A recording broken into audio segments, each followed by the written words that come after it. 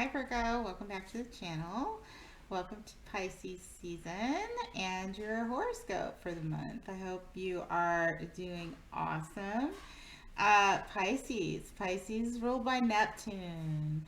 Neptune is the planet of unconditional love. It's the higher octave of Venus. Neptune is represents healing, spirituality, escapism. Neptune rules drugs and alcohol. Neptune can rule things that we can't see. We sense and feel them. We can't see. So our intuition and our dreams.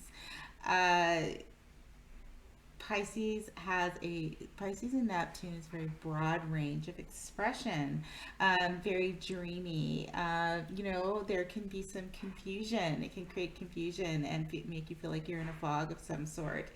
There can be, that confusion can be actually, lies, illusions, things that are deceitful. So, for you, Virgo, who is very, organized and critical thinking, you have the Pisces energy hitting your relationships, affecting your relationships and partnerships. So it could be work partnerships, or relationships, somebody you live with, a boyfriend, a girlfriend, something that's a little bit higher level than a casual romance.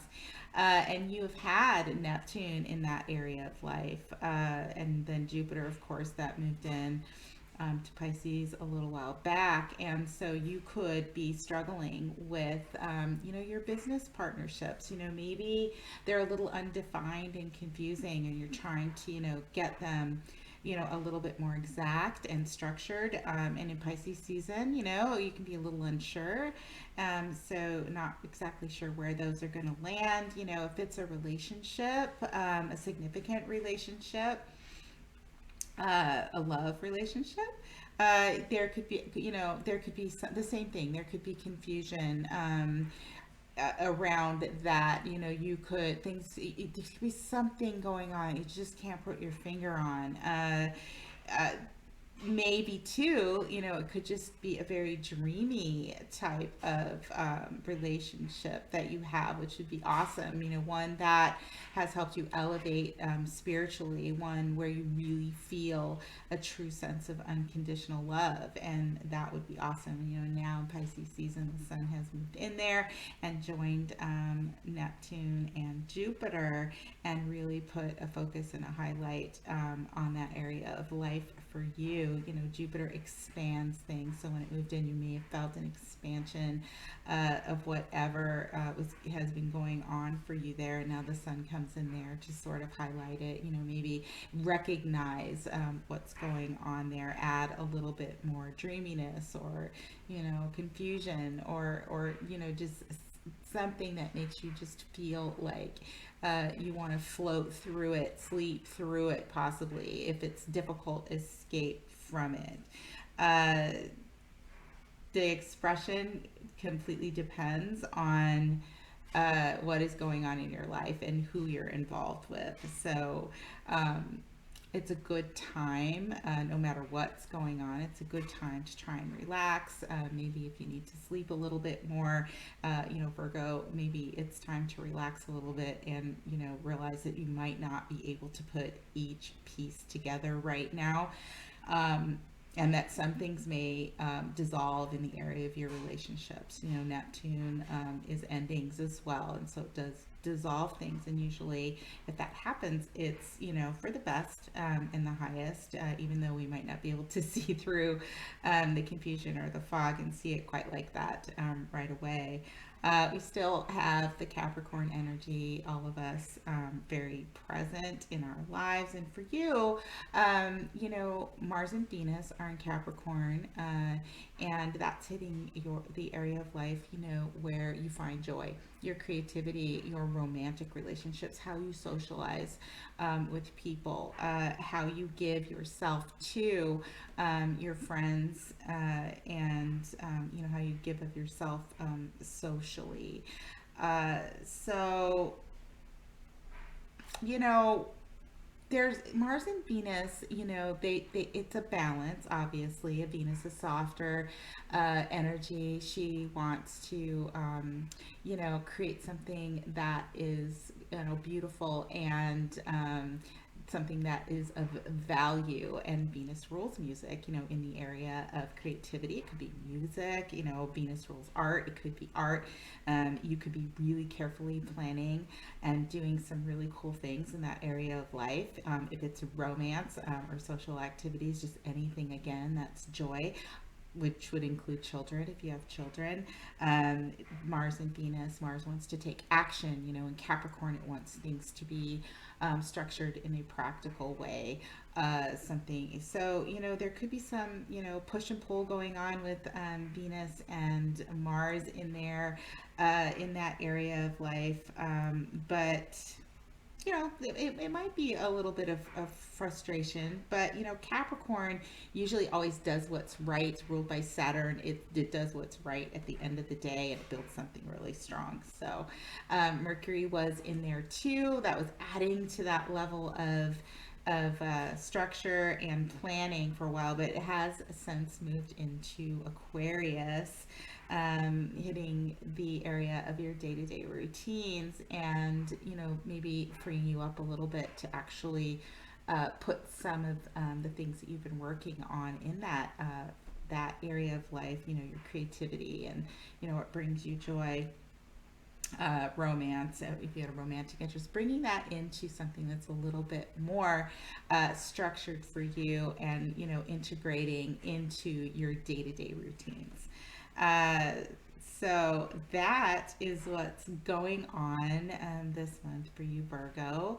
I hope that it's great, uplifting and healing and beautiful.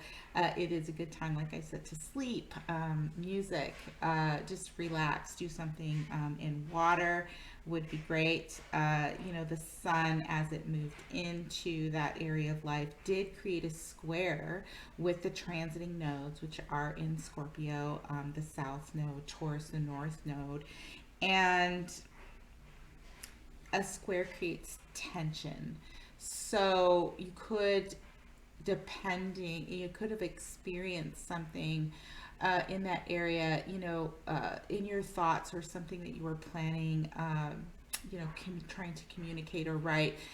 Maybe, something came up, was birthed during that time period, or something came to your consciousness that made you realize, why you may have been stuck, if you were stuck in that area of life.